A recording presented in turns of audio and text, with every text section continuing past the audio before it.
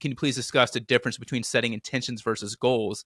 But just conversations, kind of the energy flowed to intentions versus goals. It's very important. It's very, very important because an intention is so huge from where you are right now that you'd be embarrassed to tell anybody else in case they laughed at you. Okay. Whereas goals, you'll talk about goals all day long. We do goals in business, forecasts and budgets, which none of us ever meet.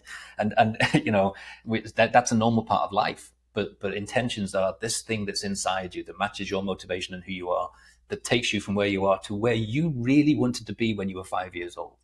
Okay. Yeah. Whatever it may be. And then when you think like that, your stomach starts to churn it with this kind of excitement, this sense of awe.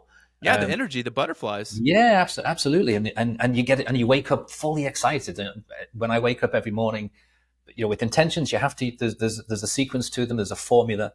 Everyone now knows where to go to get that formula, right? TrevorGBlake.com. I call it the 5 Ps, but you have to understand kind of the science behind it. They're scientifically based. Okay. It's not new age feel good thinking, and then it's not positive thinking, which is nonsense. There's no such thing as positive thinking because the thoughts are formed in 500 milliseconds. You don't have time to get in front of them. But what you can have is positive reaction. So you can have a thought about your credit card debt and you go, oh God, what a mess. How did I get into it?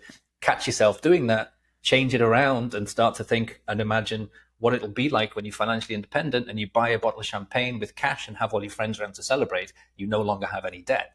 That's how an intention differs from the goal, because you with an intention there's no time involved. So you imagine what life is like, a day in the life of me once my intention is achieved. How does that feel? And when you do that and you feel it now, you speed up the process of getting it. It comes to you.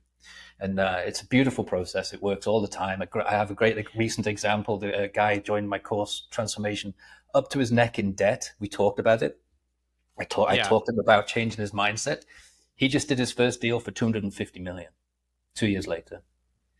And all he did was change his mindset, just change the way he was thinking and go away from goal setting and trying to get out of a situation that you don't want and then focusing on what you want, but this massive thing that he wouldn't dare tell anybody. And not only did he achieve his intention in terms of the number, but he wanted to achieve it in another country. So he actually achieved it in the country of his dreams. And I get these things, all these emails all the time, but it's good to talk about it because it's one thing for me to say it because people will say, yeah, it's easy for you to talk about because you've done it. Right. But I've only done it because I learned these things when I was little, when I was young. I used to hide out in the town library because I was getting bullied, and I'd wait till the bullies got tired and went home for dinner. And so I just read books. And so I read biography after biography after biography. And then I realized that this is what these great people do from all of them, from Madam C.J. Walker to Henry Ford to all of them. This is what they did. They thought this way. And I figured out as a young kid that if it worked for them, who am I to say it wouldn't work for me? So I just copied. I just did the same thing. And that's all. And that's what 3 simple steps are. The 3 simple steps are these 3 attitudes and way of behavior.